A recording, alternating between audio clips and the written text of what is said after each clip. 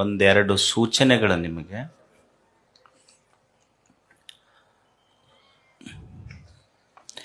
ಇದನ್ನು ವೇದಿಕೆಯಲ್ಲಿ ಹೇಳಬೇಕೋ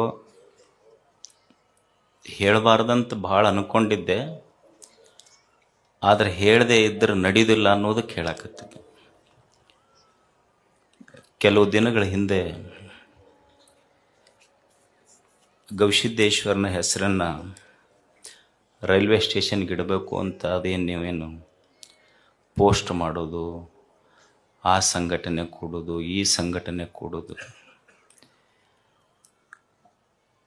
ನಾನೆಲ್ಲ ಭಕ್ತರಲ್ಲಿ ಹೇಳೋದಿಷ್ಟೇ,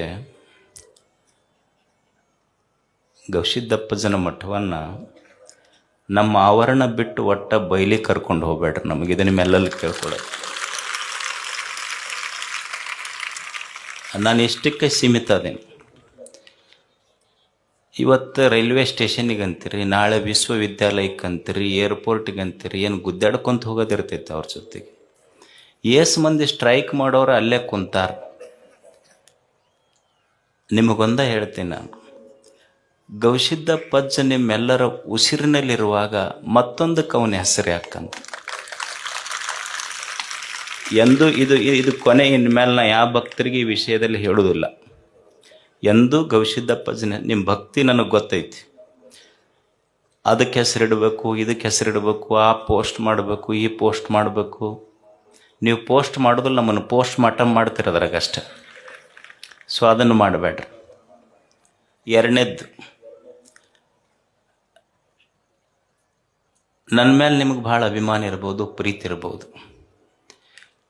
ಗವಿಮಠವನ್ನು ಇನ್ನೊಂದು ಮಠದ ಜೊತೆ ಹೋಲಿಸೋದು, ಗವಿಮಠದ ಸ್ವಾಮಿಗಳನ್ನು ಇನ್ನೊಂದು ಮಠದ ಸ್ವಾಮಿಗಳ ಜೊತೆ ಹೋಲಿಸೋದು, ಕಂಪ್ಯಾರಿಸನ್ ಮಾಡೋದು, ಅದಕ್ಕೊಂದು ಪೋಸ್ಟ್ ಹಾಕೋದು, ದಯವಿಟ್ಟು ಇದನ್ನೆಲ್ಲ ಮಾಡಬೇಡಿ. ನಾನು ತಿಳ್ಕೊಂಡಿದ್ದಿಷ್ಟೇ, ಇಡೀ ನಾಡಿನ ಎಲ್ಲ ಪೂಜ್ಯರ ಪಾದದ ಧೂಳಾಗಿ ನಾವು ಬದುಕಬೇಕಷ್ಟೆ. ಯಾರ ಜೊತೆಗೂ ಹೋಲಿಸ್ಬೇಡ್ರಿ. ಎರಡು. ಮೂರನೇದ್ದೇನೆಂದ್ರೆ, ನೀವು ಸುಮ್ಮನೆ ಕುಂದ್ರ ಮಂದೆಲ್ಲ ಅಜ್ಜವ್ರಿಗೆ ಆ ಪ್ರಶಸ್ತಿಗೆ ಹೆಸರು ಕೊಡ್ರಿ, ಈ ಪ್ರಶಸ್ತಿ ಕೊಡ್ರಿ ಅಂತ ಪೋಸ್ಟ್ ಮಾಡೋಕ್ಕೆ ಶುರು ಮಾಡ್ತೀರಿ. ನಾನು ಬರುವ ಪ್ರಶಸ್ತಿಗಳನ್ನು ತಿರಸ್ಕರಿಸುವಷ್ಟು ದೊಡ್ಡವನಲ್ಲ, ಅದನ್ನು ಸ್ವೀಕರಿಸುವ ಅರ್ಹತೆ ನನಗಿಲ್ಲೋ ಅನ್ನುವಂಥ ವಿನಯವಂತ ನಾನಷ್ಟೇ. ವಿನಮ್ರತೆ ನನ್ನಲ್ಲಿದೆ, ಆ ಅರ್ಹತೆ ಬೇಕು.